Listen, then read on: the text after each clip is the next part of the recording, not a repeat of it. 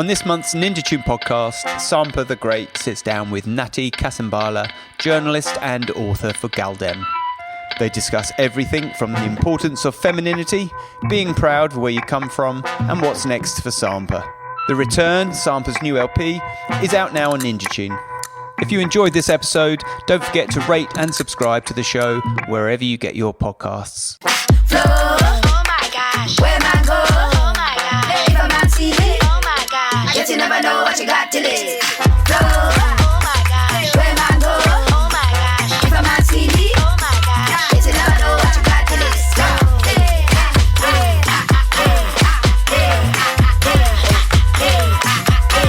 What a man say he is, as a man think it's G's. Thelma and Louise took a lot of effort just to get her from the heat. Daddy adolescent said he get her from the streets. Give them, get the feet, let them go to feet. Fly 'em out of Africa, get the kids a breed. Show them how the other half, how the world is. Show them how the other half, how the world is. Nah, they don't know, they don't know. They can't hold, they can't hold. They box, they talk, I know they can't show. Please believe, they deceive me. They flex, I know they can't see me. This is the Ninja Tune podcast. I'm Nati Kasambala, and I'm here with the one, the only, Sampa the Great. Say hello. Hello. How are you? I'm good. That was, thank you for the intro. I I'm impressed myself chilling. just then, yeah. I'm usually the one who's on air and I'm just like deadpan, like I'm talking to a mate. But yeah, I'm excited to be here. I'm excited to be here too. Yeah. Excited to talk to you about every and anything. All the things. Sampa tells all. Expose it. Exclusive. Amazing. I thought we'd start somewhere start light. Chill, yeah. We'll go get heavy. Because we already started before the recording started. Yeah. But we'll get there. Okay. I really love the story behind your name. And I know that a lot of people at first glance think that Sampa the Great is like this proclamation of like, I'm the best. People. Can you tell us about that a little bit? Definitely. That's actually funny coming from a person who really had to grow her confidence when it comes to being an artist. As a kid, loud, expressive, loved. This is my opinion. Like singing, I'd perform in front of my parents with my little sister. That was all a given until it came to being an artist, which is something that I never even said out loud. So, jumping on stage and all that was not me thing. And so, one of the things that I wanted to be as an artist and just as a human being is the greatest version of myself. That's something that I set out for me. And I noticed, I'm a person who believes in what you call yourself and what you allow people to call you. Yeah. And so I thought it was fitting to put the great beside myself. So every time my name is called, it's like, it's a like reminder for myself. Exactly. Yeah. And it's something that, is I can aspire to be is the greatest version of myself, hence Sampa the Great. Sick. Amazing. And so you touched on there that you never necessarily said that you wanted to be an artist. Yeah. I find that that's something that maybe, I don't think it's necessarily just an immigrant thing, or maybe it's a cultural thing, or sometimes it's just a self-belief thing. Yeah. But at what point did you know you wanted to become an artist, and why do you feel like you had that hesitation? Right. I know that even when people talk about being a writer, they're like, exactly. as a backup job or that sort of stuff. I think it's a bit of everything you just said. It's cultural, it's a bit of where I'm from, not to generalize, but a lot of African or in particular Zambian youth want to be artists, but it's just like I see that this is not seen as a job, one, or my parents don't see this as a job, or their friends. It's more about their friends, not even you. Exactly. And you're like, where do I get the courage to stand up and say I want to be a rapper as a career? Yeah. And that's definitely a generational thing as well, because, they had to do things that, they were able to provide for their families and so on, and not necessarily take on jobs that they wanted, or the passion that they had, which is, it's sad in a sense as well, but it's like, okay, now we have the opportunity to do those things, so we should take it 100%. But for me, then again, for me, I didn't see anyone in my family being an artist as a career. That was not something that I could visually see and be like, okay, there's a path to that. So I literally had to gain the courage to stand out and be like, this is what I want to be as a career. So that was really scary, and it took me a long time to actually even admit, even out after the career had started, that I am an artist. And this is what you're doing I want to do full time. That's how you define yourself. 100%. When the men don't catch me, all time no action. Now look at your wrist, now who you impressing? No lights, no flashing, just us in passion. We'll be love. I'm speaking in tongues, and now I'm reading you out. And all the pages I hear writing themselves. What's your direction? And we don't try to be loved. Sometimes it happens and it's happening now. What's your intention? I feel it. Unhinging the door. I gotta ask a question. Did you fall in my direction? Or were you chosen not to mention? Skin gone, you gon' break on my attention. Lost infatuation, uncontained passion. I'm tired of playing you out. I'm tired of building you. I like who you are. It's your progression. In and out of your perfection. Leading us wrong, leading us on. And so what was the next step for you after you made that decision? That I wanted to be an artist? Put music out? Yeah. No, just really decide, okay, you want to be an artist? What kind of artist do you want to be? Because it's, okay, what do you want to say? How do you want to express yourself? What do you want to define who you are and your music? And for me, there were a lot of themes, and are still a lot of themes about home and where I grew up. And I just, I put that down to just coming from a family who loved and were always proud of where they're from. It's just like, yeah, we're Zambian, we're African. Oh, you're skipping ahead, girl. You're skipping ahead. Let's get into it. Yeah. Just, yeah. I just am from that kind of family. I remember when I was like 6, and my dad would always say, hey, we're talking about politics in our country. What's your opinion? So I'm 6. Just want to eat and go to sleep, Dad. But just really, like, when you raise kids in that way, where you show them that you value their opinion, and you make sure that they know that they should be proud of where they're from, what do you expect from the adult that comes from that is just always adamant of being like, yo, these are my people, and this is where we're from. Why is our experience different to other people? What are the barriers? And you just get into the whole, what is everything about, And so you feel more connected to your country and 100%. Connected to your culture. Yeah. And I know that, I think in recent years, there's been a bit of a shift with how people, at least in the diaspora, have related to where they're from and their origins. And obviously, I mean, one friend of mine made this joke where we were talking about how even Americans now are flying back to Ghana for Christmas. Post Wakanda. Yeah. And he said, where were you when we were pretending to be Jamaican? Ooh. Because it's that thing of like, if you grow up in the UK or you grow up somewhere else, you were always kind of made to feel like to be African wasn't necessarily the thing to be proudest of. 100%. So how do you feel about that changing narrative, and have you seen it for yourself? This has been conversation. I've definitely seen it. I've definitely been a part of the world before, because I was the butt of that joke.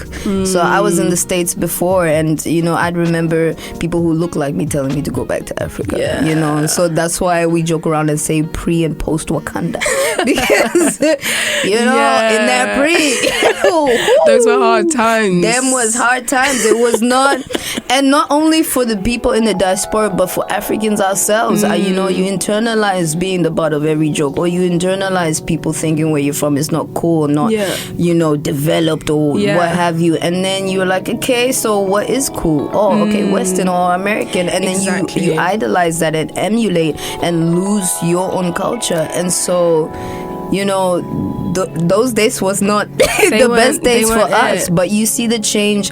You see the change in the music. You see other people popularizing Afro beats now, and you're like, okay, queen, okay, cool, but before. So it's a bit of a bittersweet thing, but it's just off of the experiences that were not good. But this is a win for all of us, because then it connects the diaspora, and something that now I know that I'm a part of, rather than, oh no, I was born on the continent, I don't know what you. No, I'm actually part of that diaspora, and even more so now that I've lived outside of home and felt, that separation, or if it's the change of my language and the way I speak and how it's watered down now. Now I'm part of the people that I was writing about. Exactly. I know that you've talked before about going from being in Africa as an African, and then obviously you moved to America, and then you moved to Australia, and then you felt almost like your narrative was being changed to be an Australian rapper rather than from your cultural origins. Like, how do you feel like, I know you're just talking about it, but becoming part of the diaspora as opposed to being the person who was like, you talk funny. Yeah, exactly. You know what I mean? I was never that person though. And I can honestly say that because I was raised in Botswana. So that kind of, I'm not home, but you know, I'm in exactly was always a thing for me. You know, I wasn't raised as a Botswana. People didn't speak to me in Setswana, and you know, but I know where I'm from and the countries I'm from, and my grandparents, I visit them all the time. But that separation was still in there, so I was never proudly never on that end, but even more so got a taste of what that is when I left home. And then, you know, you come back and people are like, okay, you sound really different than the Bemba we know. And to the point of asking if you are a Zambian. Wow. And that really got me in my feels because of course, me who stands Zambia the most. But that just goes to show that, you know, I mean, even people in Zambia always, you know, it's different levels, and the whole thing is a sense of belonging. And the more, you know, that's stretched out, and the more you feel less of that, less of a sense of belonging, the more you know what that feels like for a diaspora. And I became that. And I wasn't expecting to become that, but that's what was revealed through the album. 100%. Oh wow. Yeah. That was beautiful.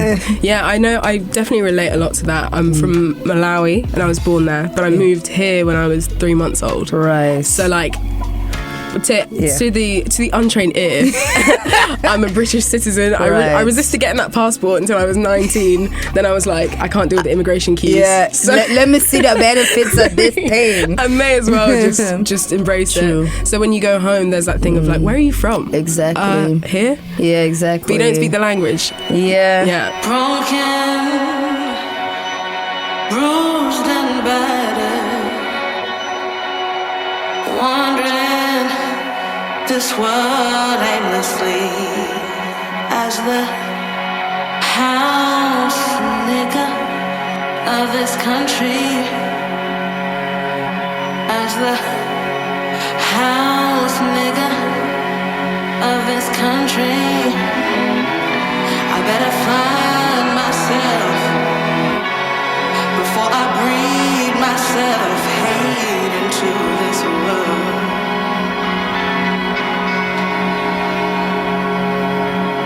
I better find myself before I breed myself hate into this world.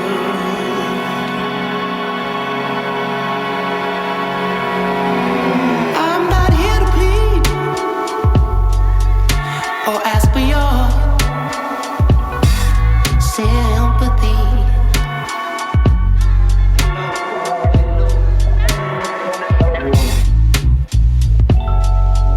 Are you too blind to see who's the blackest?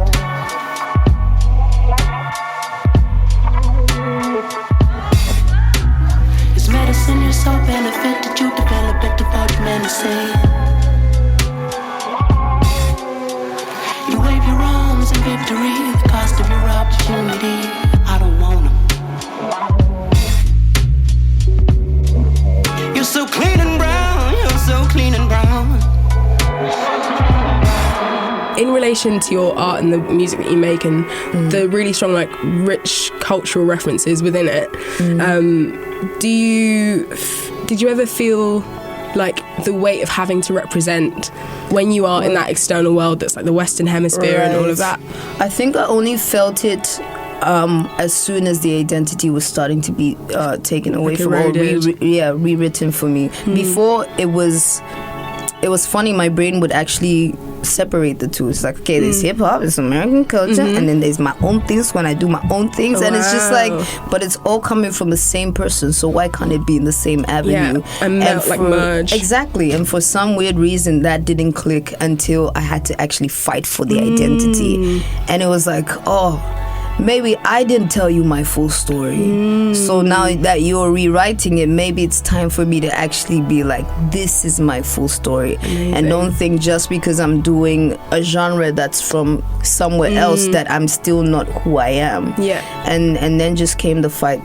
Okay, I'm Zambian. Let me show you Zambia. Yeah. And let me show you how we speak. And let me show you the streets around our cities. Let me show you my parents. Let me show you my family. Like, actually, let me write the story in full.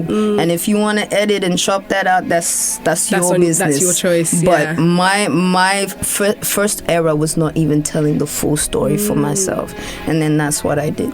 That's so interesting. I feel like it's the opposite of the conventional story of that, you know, someone who, like, say I made music, I would be, if I made music and I wasn't someone who considered myself Malawian, I was someone who considered myself British, right? I'd be like, I'm making pop, or I'm making whatever, and then people tend to shoehorn your cultural heritage into that narrative, whereas yours is actually the reverse, where it felt erased. And so were your music videos shot in Zambia? Yes, so Final Form shot in Zambia. I can honestly say we didn't know what we was doing, but we did it well. I'm kidding. How was that? We had a really dope team. So we had Sanjay who directed the video. We had Carl who actually stepped in to help produce, and Tombi, stylist, Boss who was our DP, and we all flew to Zambia and we're like, okay, how do we best capture this thing that Sampa loves so much that she talks about in the span of 4 minutes and show you where she's from, and just, you know, we all want to do a good job. We all knew how important it was, how important the story was, not only just song-wise, but to also visually show something that represented what Zambia is today, because we know visually that story is spoken for us all the time, is showed for us as Africans. So we wanted to do that justice, but, you know, we're like, okay, how do we show Nyao dances for ourselves? Because we know people will interpret that however they do. How do we show, you know, our dances? How do we show just all these the hairstyles, the minibuses, you know, the corner stores? How do we show the chitenge material? How do we just show this culture in this music video? And I think we were able to do it well, but 100% was definitely pressure. The lace lady travel with grace, baby. I can't afford to cover the course. Of course, maybe settle that one in court, cause judging by the basics, y'all already comfortable, stuck up in the matrix.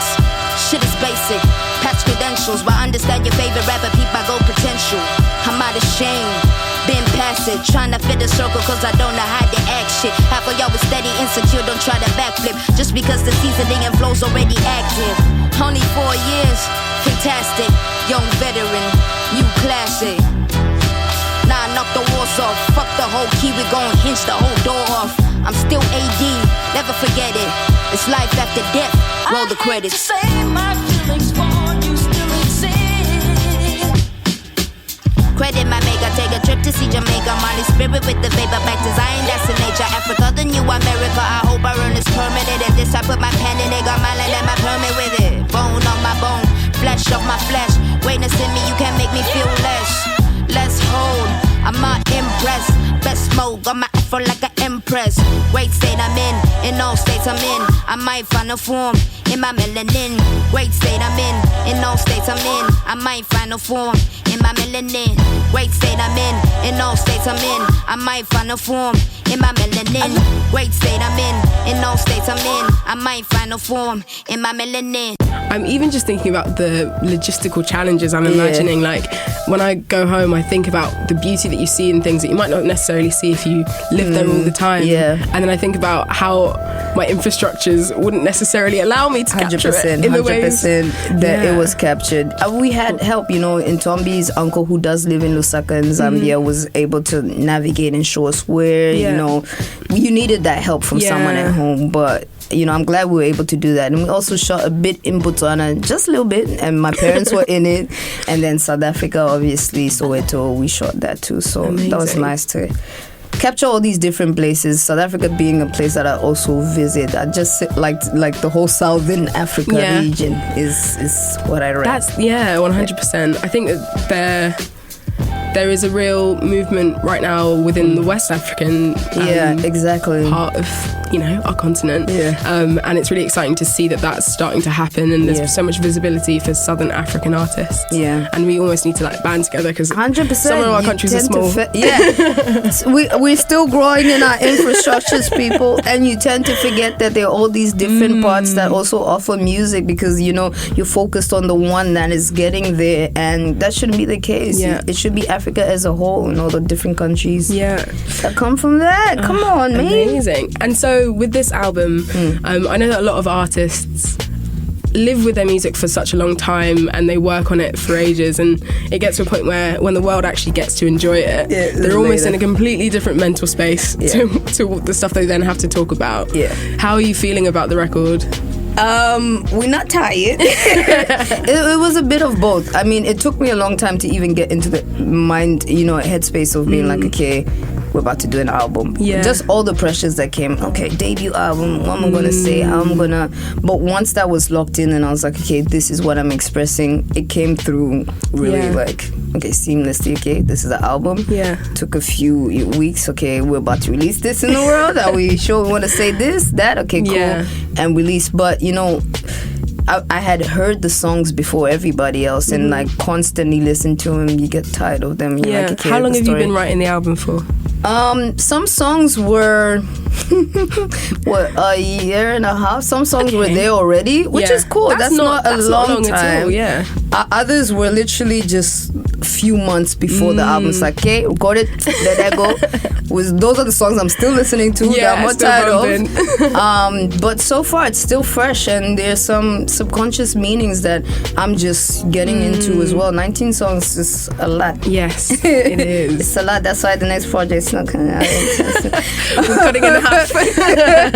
But it's still fresh to me right now, so I'm not yet amazing at that point, so that's good. That is fantastic. Woe is me, past still the past. It's a choice if you erase it. Facts still the facts, making noise on my playlist. I'm supposed to learn my mistakes if you erase it. Know myself if you debase it. Love myself if you degrade it. I'm too proud though, too uppity, trying to fit in too ruggedly.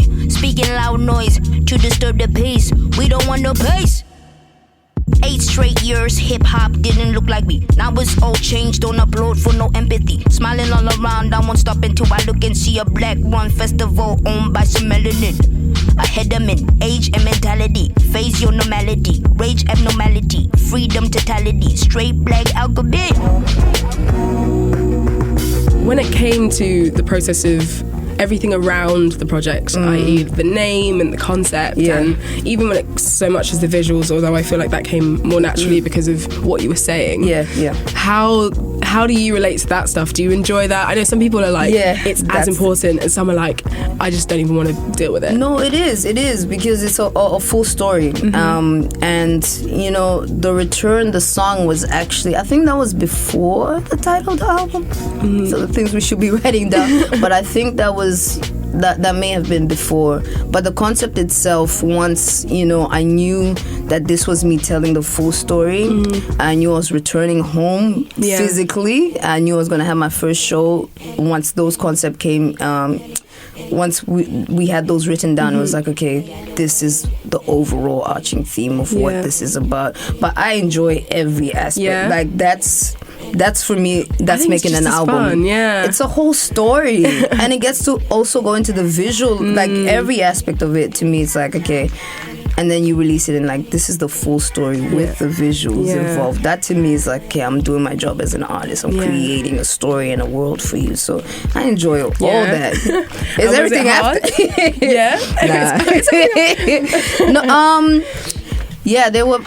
There were aspects before getting into what the album is that I think was hard for me. Not the hardest bit, but it was really hard to just understand where your spirit has to go for you to be like, okay, this is what I'm about to say, and reveal aspects of yourself as well that you stood I stood first. I said, I'm Zim. And then, you get revelations and you're like, oh, okay. Yeah. That aspect of, and I was actually, so you won't consider me a Bemba, or just everything that you stood solid in, that you're like, okay, this is my identity. And you're going to defend that to other people, is where you come to terms with why is this my identity actually? Yeah. And then why are all these different things the way that I, describe myself as Sampa to people? And then it's you relearn why you chose these aspects of life to define yourself. And that could be very confronting, because sometimes it's built on things that are not even actually, solid. And it's like a whole redefining in front of people, and you're like, okay, quite naked here. What's wrong about that?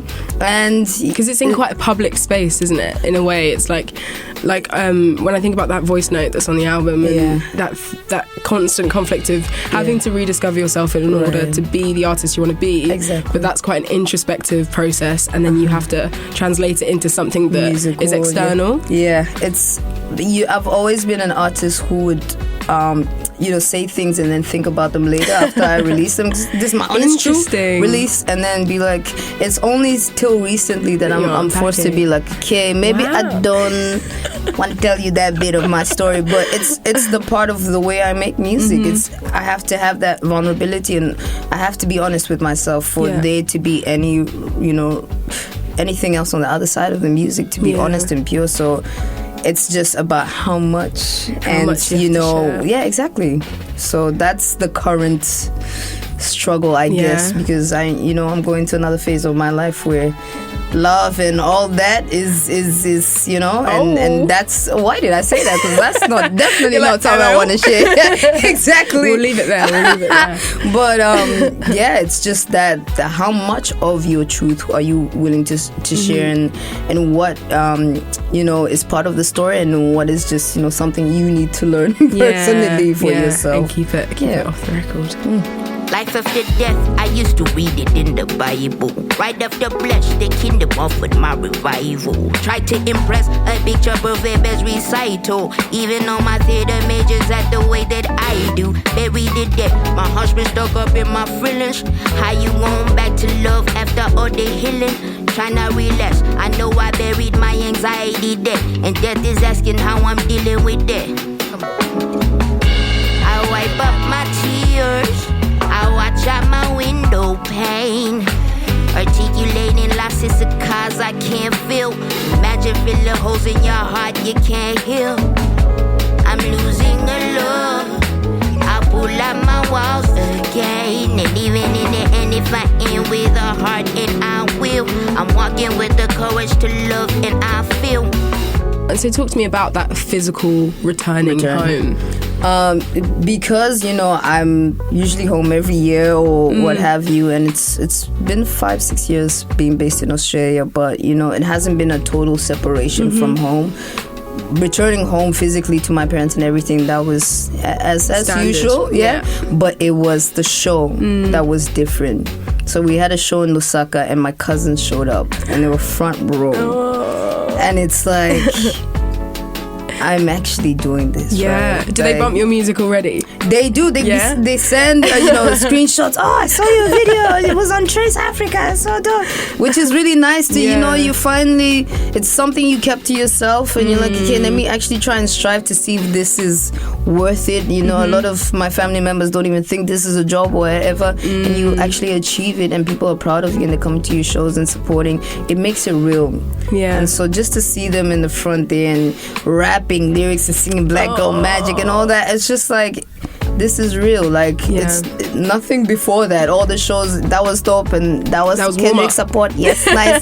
But your family members are actually singing your songs back to you, and they're at the shows, and it made it real. Yeah. And it made everything else worth it before. So it was a beautiful return. When was that?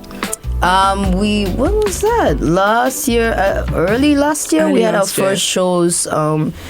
We had one in Zambia, we had one Eswatini, Swaziland, and we had one in South Africa. Amazing. Sadly, my parents have not yet seen my live show. I'd have to edit some curse words out, so some dancing out. They didn't come. No, they're in Botswana. Oh my gosh. I mean, they would have taken some time out, but I think it's come to this. Parents have never seen my live show all through these years for a reason. I think the build-up is for something big. The build-up is going to be for something big. But my younger sister has seen my shows. My older sister has seen my shows. I'm not sure my brother has seen my shows, because majority of them, when I started out, were in Australia anyway, so they wouldn't have seen my professional shows. Night comes, night goes, I fly so low. I come hollow, building the bridge of the ghetto. Night comes, night goes, I fly so low. I come hollow, building the bridge of the ghetto. Someone's in my fears, someone's in my ears. Some of them might build on me, some of them out here. Let you know my group, let you till I choke. Some of them is smiling, them thinking I don't know. No,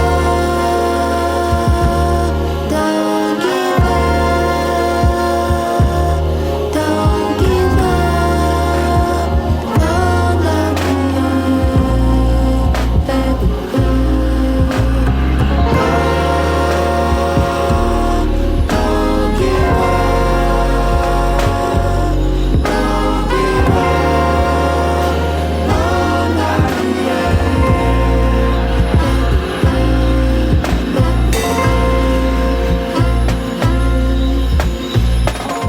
The move to Australia, what inspired it? You moved from Zambia at the age of... what was it? 2? I was 2. So moved at 2, moved to Botswana, and then just between Zambia and Botswana, all through my childhood, high school. Went to San Francisco. That was fun though. San Francisco was really dope. Was that for school? That was for uni. Went to Academy of the Art University, San Francisco. Everyone was so creative. It was me and my best friend. These young African students wanted to be directors. I wanted to be a director at the time. Something so unheard of. A woman director, African. All those 3 strikes. I wanna be there in America. And we landed. We're like, oh my gosh, Hollywood, paved with gold. Did we get a wake up call? Like Henry said, who? Not you. And that Bottom was good. Of the list. We was on other, man. We were the other that like we were not even on the list. And it was a good wake up call. It was a good wake up call. It forced us to see ourselves outside of our little bubble in Africa. And it was just like, okay, this is how the world sees as an African. Above the equator. That's how the above the equator people feel. And it really caused us to examine our identity and examine, our place, so-called, in society, and how that will not define who we will be onwards. It was a good, I think that's where the Sampa you see now was birthed, because I needed to wake up from, that. The insular, like. Exactly. And after that, I had some experiences. I was in Los Angeles, and it was really racist. And it was, it got to a point where I was like, I'm just going to go home. I'm going to go home where I know I'm wanted. I'm tired of people telling me to go somewhere else. I wouldn't have come here in the first place if we were not colonized. And we had to get this Western degree to make it look like we know some or whatever. Anyway, so I ended up going back home, and I was like, I'm not going anywhere else. This is where I'm wanted. This is where my people are. I'm chilling. And my older sister was like, chilling. Huh? So you've limited yourself from the rest of the world. What else you could experience? What else you could learn? You know, your ancestors circumnavigated the world, but you're gonna stay here. And where was she at the time? She was in America. Where was she? She was in America, and she came to visit home, and she wanted to move closer to home. I don't think Australia. I think it's about the same, but she wanted somewhere closer, I guess, landmass wise or whatever. She was like, okay, Australia is the place for me, and I was like, okay, cool. Did we learn after? But she wanted to go to Australia, and I was like, okay, we know nobody there. Yeah, we have no relatives there. Cool, I'll come with you. Wow. And out of the blue, it was just like, she really got me though with her, you know, I had no rebuttal to that. I was actually limiting myself, and I was like, okay, I'll go with you, see what this world has to offer me. And, you know, I went to do sound engineering. That was my compromise with my parents, because I couldn't say I want to be an artist. I want to be a rapper out loud. So that was our compromise. You're actually blowing my mind. I have 2 cousins right now who are doing that exact thing. What, the compromise? Yeah, they're both in South Africa right now doing sound engineering degrees. But they're like, secretly, but on the side. Secretly though. But my cover was blown, because after the degree, I released a great mixtape, and I told them it was an assignment. So like, it's our final project. I got an A. I really got an A. But it was they started playing it on radio. Yeah, so then it was like, you're like, oops, by accident I became an artist. The project was that good that they put it on. Now I had to start explaining, because then we were getting show offers, so it was starting to become serious. So I had to be like, okay, I have to tell my parents that, you know, their daughter went to another continent and said, I want to be an artist that side, and that's the visa you paid for. Yep. Their reaction was like, See, my dad, you know, my parents have always known I love music. My dad was paying for my piano lessons. So let's really look at whose fault this is. Did this start? But it was never, I think it was never to them at a point where that was solely what I was going to be doing. And they never saw it as a career that, you know, would bring you any money. Yeah, it was just another string to the bow. 100% of the main, they saw it as the side dish to the main dish, right? And I didn't choose a main dish. I was like, I want that as main. But yeah, I think it was never supposed to be that for me. Yeah, and it just had always been that throughout my childhood. It was just the way I expressed myself, something I knew that I loved to do. I was a middle kid. I was like going in my room writing songs in my diary, like, okay, you're ignoring me, you'll see, the sensitive one, 100%. That was me. And it was always, there were always traces of it in my childhood, but they never thought that I'd do that. It was actually Mwanje, my younger sister, who were like, that's the one who's going to be the singer. She has an amazing voice. And like, she's on the album, actually. She's on the album, and you know, she's doing her own thing as well, growing as an artist. But that was the one where like, okay, if someone was likely to be an artist, that's the one who's going to be. Then Sampa came around the corner. I was like, let me tell you something about this thing called hip hop. And then I did my own things, but it was never supposed to be like the main thing. And you know, the mixtape came out, radio started playing it, we starting to get show offers, so I had to explain why first of all I'm not coming back home, because you know, the shows are starting to grow. I'm starting to learn about things in the industry, and things in an industry where the infrastructure is more solid than at home, obviously, and it's stuff that I can take and take home. So you'd rather do it there than try and do it in Zambia, right? And bring whatever I learn home so that we can actually have, you know, an industry of our own. But yeah, so that talk happened, and they were kind of like, okay, I don't see this as something that will bring. My dad uses football analogy, so it's like a football player. You don't, you know, you just jump on stage. How long will you be jumping on stage? You can't jump on stage forever. And it's just like, how do you explain this?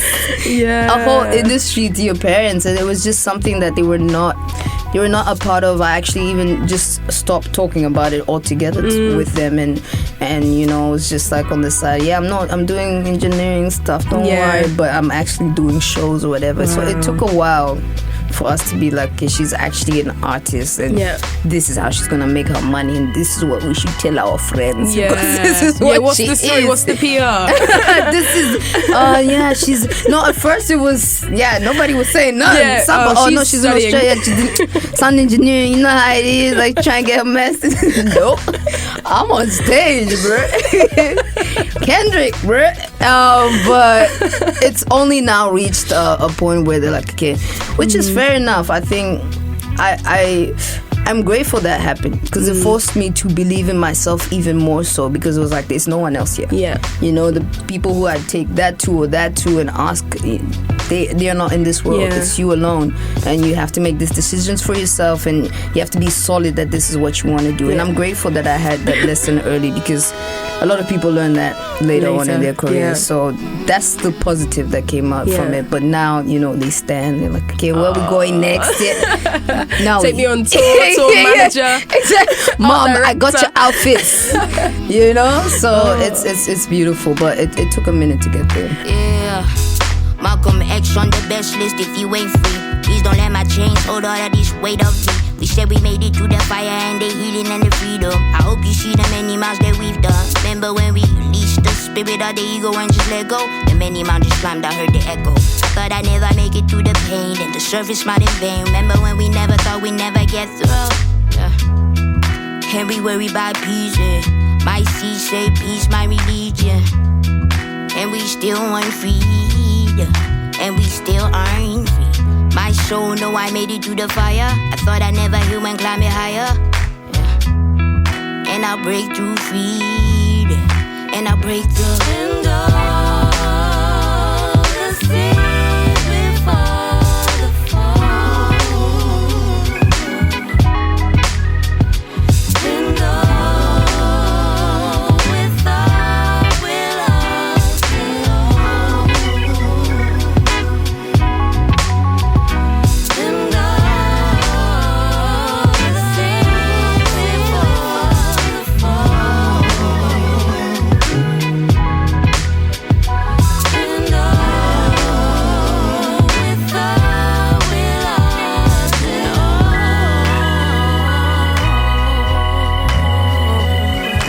You talked about the kind of weight of the responsibility of almost wanting to go out into the world to learn, and then to bring and return that back to where you're from. Yeah. Is that something you think about often? Yeah, that is the main goal. Yeah. And even going home recently and working with some Zambian artists and listening to them about, you know, the struggles they face as Zambian artists. I even, you know, spoke to one of Zambia's, you know, best rappers, who's Chef 187. He's like, yo, if I had your opportunity, man, this, and me, if I was at home, and, you know, it's a grass is greener always situation. Yeah. And, you know, I'm just blessed that I have this opportunity to bring these gems back, and that's the main goal, and that's the end goal for me, going home and creating a school or what sorts of music, because that's something that I wanted for myself when I was starting on. That is so true, that it is that situation where it's the grass from your side. You're 100%. thinking about getting back there, Exactly. and other people are still thinking about leaving. Exactly. And so you feel like you have to take those opportunities while they're there for you. Yeah. And was there a lot of music in your household? Did you grow up listening to what sort of stuff? So we grew up listening to PK Chishala, Zambian folk singer, South African music, because we're in Botswana, and, you know, the Tswanas, basically Tswanas. So a lot of Soweto Gospel Choir, a lot of Tandiswa Mazwai, all around music, and my parents sang as well, and my dad played the guitar. It's just like, why did you think that nothing else was going to happen? You are the ones who influenced this, who always singing. You did this to me. Exactly. Always singing, always performing for each other. It was a really musical household. Always encouraged to express ourselves, however that is. So, yeah. Amazing. Yeah. And then when you started creating your own music, what inspired you in that? I guess it was my way to express myself, because, you know, I said I was such a middle kid. I was can pay attention to me. So it was that avenue that I thought I'd be heard the most. So I'd write songs. I think I wrote my first song when my parents forgot to pick me up from primary school, and I was like in the parking lot, and I was like, okay. No, standard. This is standard middle kid. This is standard. Don't worry. And I was a middle kid. I wasn't even, but my parents forgot me at school. Yeah. I was the one who was always ignored. Yeah. So my brother was attention seeking. It's tough. It's a tough life, and this is the way that I chose to express myself. It's like through lyrics or poetry or music, and from there it's just always been a thing. But are there any artists that inspire you? Tandiswa Mazwai, who I mentioned, I actually met her for the first time last year, which was she flew to Australia to perform because we asked her to. Amazing. Yeah, it was so beautiful. So she's who I saw, and, you know, she walked on stage in a traditional garment. She's like speaking in her language in international act, like Western, and she was like, yeah, this is me, this is who I am, and I can fully be that without being conscious of how you feel about that. And that was the first time I got permission for myself to be who I am. And so she was one of the first I saw, and I was like, yeah, I want to be like that. Lauren, obviously being a huge one when it comes to the hip-hop realm. Lauren Hill. 100%. Look at me saying first Lauren. name versus you know I met her. But Lauren Hill being another one, just, you know, on the hip-hop realm, it was always the guys are rapping, the guys are doing their thing, and for me it was like, but it's Lauren Hill, and she's doing it well, and that was my like access card. She's like, you can do this and you can do it well, and you can be a black woman and be seen and be heard. And I was like, okay, I'm gonna do that. Everything is everything. Everything is everything. Everything is everything. Everything. After winter must come spring. Everything is everything. Our philosophy, possibly speak tongues, beat drums at Abyssinian Street Baptist, rap this and fine linen. From the beginning, my practice extending across the atlas. I begat this, flipping in the ghetto on the dirty mattress. You can't match this, rapper / actress, more powerful than two Cleopatras. Bomb graffiti on the tomb of Nefertiti. MCs ain't ready to take it to the Serengeti. My rhymes is heavy like the mother sister Betty. L Boogie spars with stars and constellations. Then came down for a little conversation. Adjacent to the king, fear no human being. Roll with cherubims to Nassau Coliseum. Now hear this mixture where hip hop meets scripture. Develop a negative into a positive picture. Now everything is everything. What is meant to be will be. Meant to be will be. And after winter must come spring. Change comes eventually. Yeah, Angelique Kidjo. Always love won a her. Grammy. I said, duh. I mean, shout out to you, Burn Boy. But that's the queen, like, you know, and 100%. I love that she said that in her speech. Like, there is a wave of African artists coming out, expressing who they are and where they're from, and we're going to be heard. So I love that she said that. But yeah.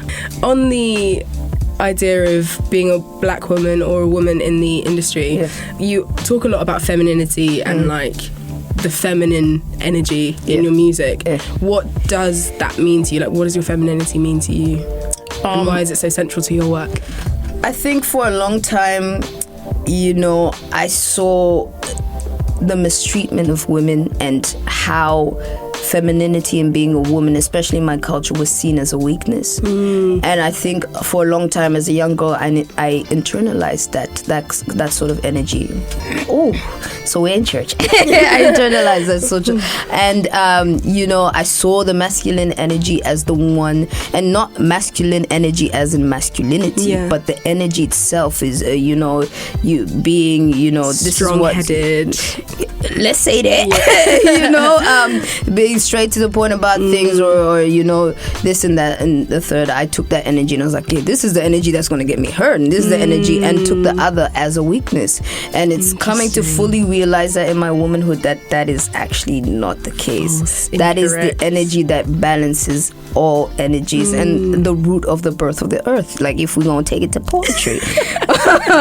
But it's interesting that a lot of women do have, you know, that sort of internalization, especially when it comes to African culture, and you see the way in which we are downplayed, or 100%. Our voices are, you know. And I was like, I definitely have to make a stand in my music, especially one that is really driven by masculine energy, which is hip hop, and find a balance in me expressing myself in that way, but still keeping the energy of a woman. That's so true. That's the way that I had to balance myself when it came to hip hop, and something that I'm taking with me now, and I'm super proud of now.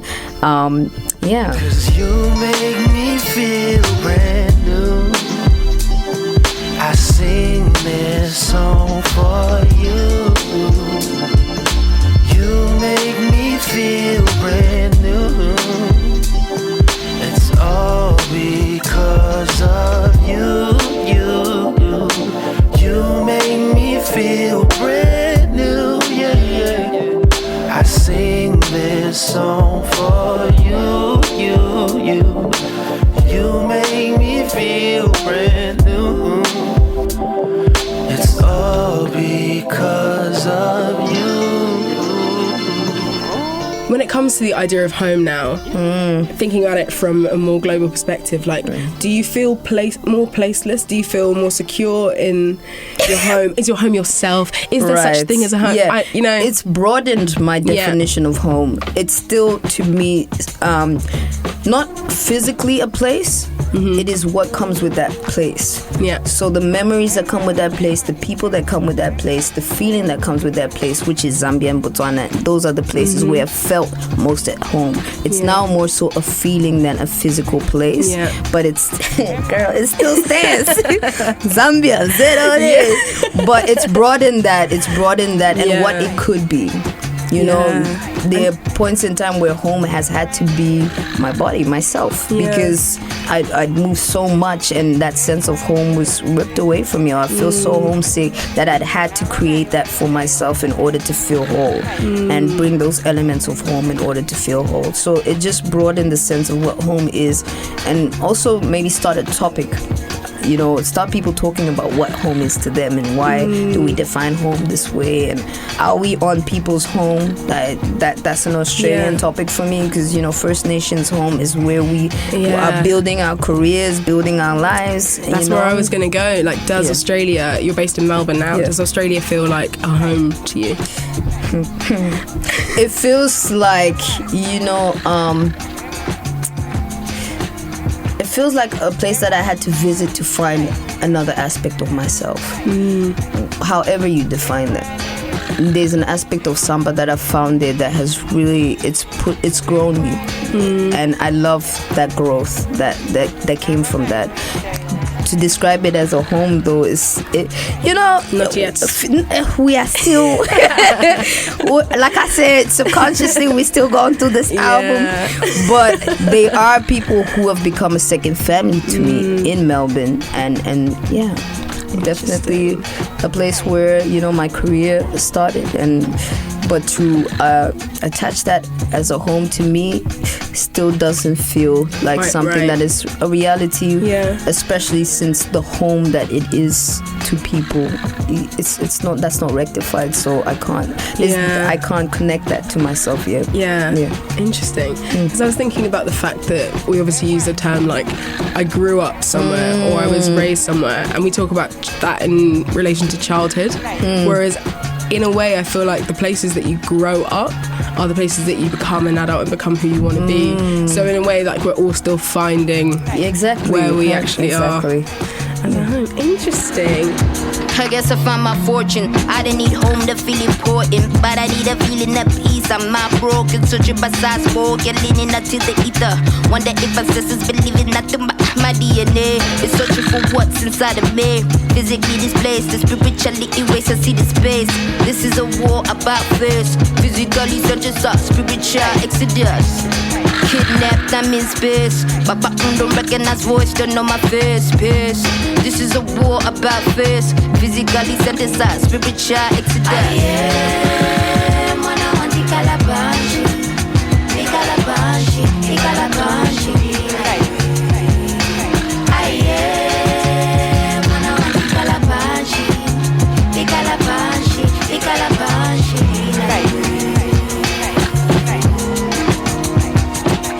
And then on your live setup, I'm so curious because I haven't actually been able to see you live yet. But I'm coming to Primavera. We come back. I'm coming to Primavera. True. Yeah. Okay. Live setups. Yeah, what's that like? And how did you find a way of like translating what you do in a studio into something that's like physical and...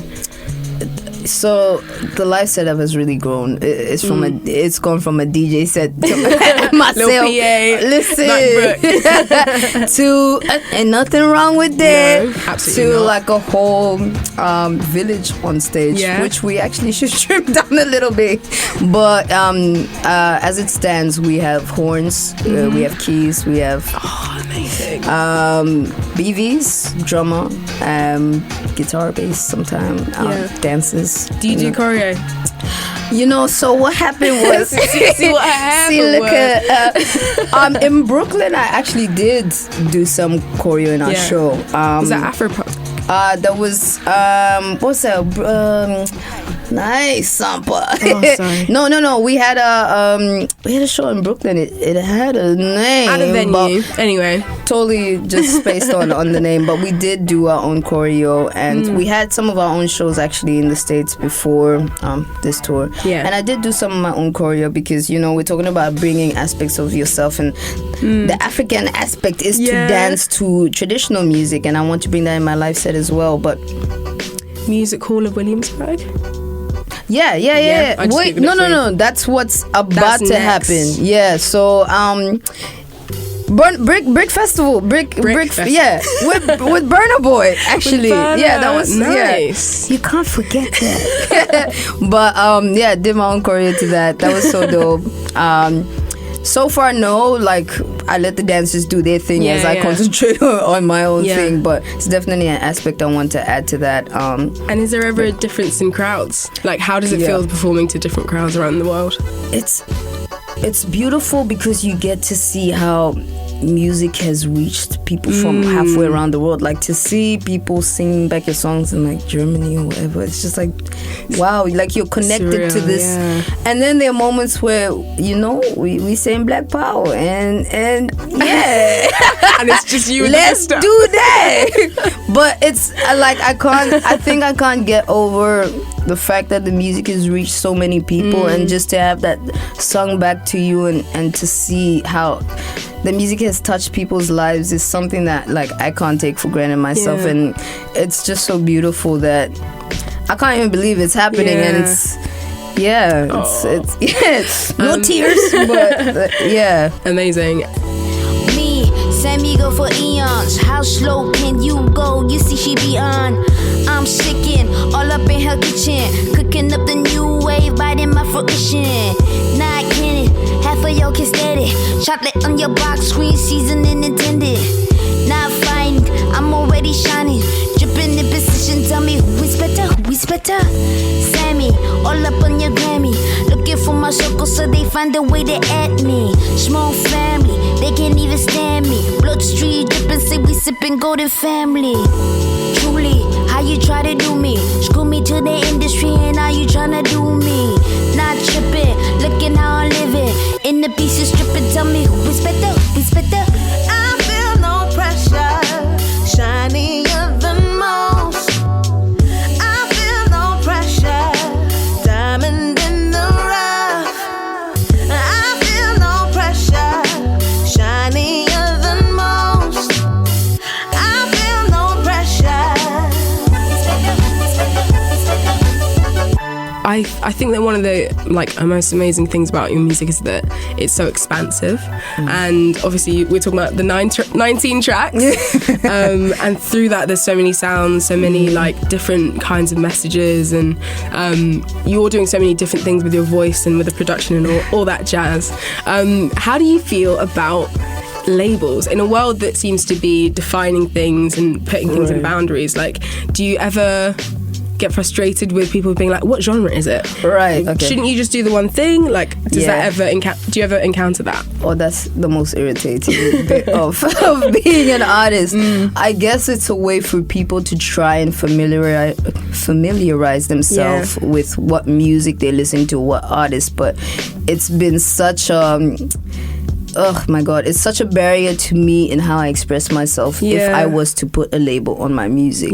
Because obviously I'm drawing from different experiences in my life, different journeys in my life. Like there's Zambia, there's Botswana, there's hip hop, there's America, there's Australia where I'm staying, and the experience I'm having there that, you know, that makes me reflect and express things in different ways to other people. And it's one of the most annoying things that I find as an artist, being told or seeing that you have to some way put yourself into a box. And that's just something that I won't do. and it's just one of the barriers that you have to face, but it's just something that is so limiting to me, and I just can't be a part of it. And so where do you try to find inspiration these days? Obviously after a huge project, your mind always goes into, where are you in your life right now after all this, and after this story has been revealed, and we're just simmering down spiritually, so it's really hard to pinpoint one thing and be like, okay, this is exactly where I am. But I know I'm in a space where I've come to a 360 in terms of who I am as an artist and what I've stood for, and actually being able to go home and show that, and having that reality now be existent. But it's moving to the next phase of my life, and what else I want to learn about me that I'm currently I'm in that space right now. So we're going to take some time off. Yeah, we're still gonna tour the album. Obviously, parts of the world that haven't seen the return live yet. Oh yes, we're returning to America. We're returning to America. How do we feel about that? Apprehensive. I guess whenever you return back to a place where you've had a huge life experience, it be traumatic or whatnot. You always wait to see how your mind and your spirit will react, and it should feel more of a victory than anything, because you're like, I've returned, claimed myself, come to the shores. And it's funny, we're actually going to the Bay Area, the same place that I was told, go back home. Yeah. And so that would be interesting to see. But I should, it's a note to my future self, I should return as a victor to these places where I experience such things. But you're always a bit like, okay, we're going back to that place. Yeah. But I have friends there, like I have family there, my sister's there still, and so there's still a connection to that place in that way. But it will feel even more like victorious to find yourself at home while you're there, or to enjoy it, knowing how it felt before. Exactly.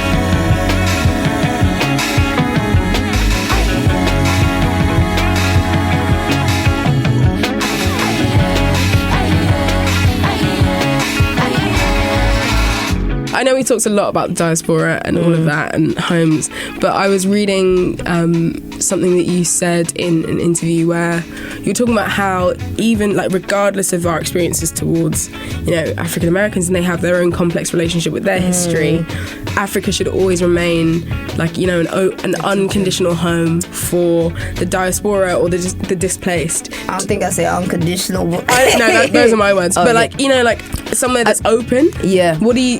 Do you think it's not conditional? Because I was going to say the same thing. Yeah, I think we have our, because I've experienced it myself, but as a continental African, quote unquote, is you come home and there's always laughter. You're different. But there's nothing beyond that. Yeah. It's just like, I'm of you. I could be better being from where I am if you would teach me more about myself, especially when you're talking about a group of people where that history has been taken away.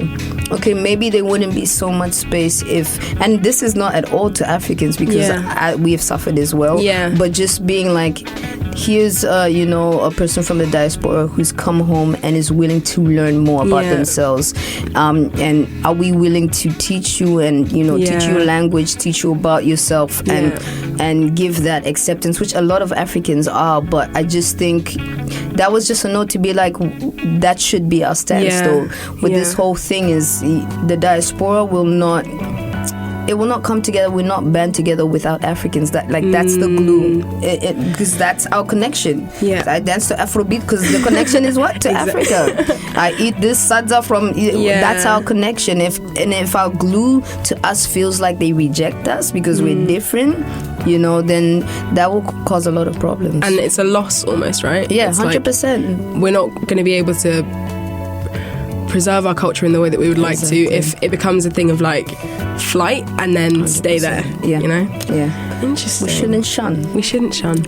And so you kind of answered this. I was going to say, what's next for you, or what do you anticipate your next challenge being? Right. As a final question. I think it's more in the personal realm, but that realm that we said we was not going to talk about. I mean, if you want to talk about it, we can talk about it. I think musically, it's other aspects that I want to express myself with. Yeah. You know, poetry is still one.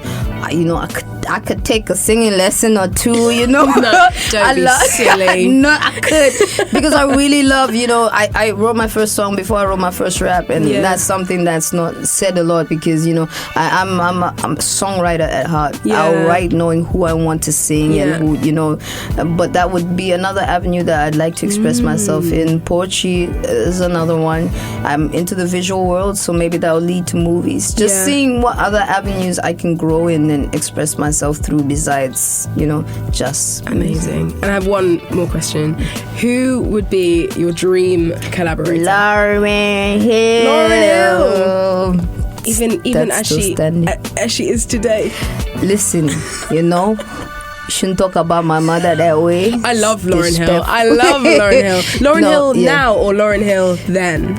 You know, because I just Lauryn Hill in whatever state she's in. Oh, that's a perfect You know what answer. I mean? Yeah. Because she had to go through all this, you know, for me to speak, you know, and whatever state you will find me in. I may not be the great mixtape Sampa, who was like fire, bro. Like I was like, I'm gonna rap like this, you know, and the growth has come or whatever, but I want to see her in whatever state she's in, because I can learn from that state. You know, I've studied, I've seen the state before, but I can learn from I just want to work with my mom. I think that's the answer to the question. Amazing. Someone once said in an interview that they wanted to make an album like Lauryn Hill, and I was like, oh, what do you mean by that? Do you think that like she knew that Miseducation was a classic before she wrote it? And they're like, no, I want to make an album as good as Miseducation so that I never have to make an album again. What? Yeah. And I was like, she don't have to do nothing no more. Like, when you do that for history, you will forever be. Can you imagine? Touch everyone globally with your own story, like not pandering to what is the sound or whatever. Beautiful. Ooh, should we end on that now? Yeah. That's Thank a beautiful so note. Thank you so much, Phil. Thank you, Lauryn Hill. Thank you, you.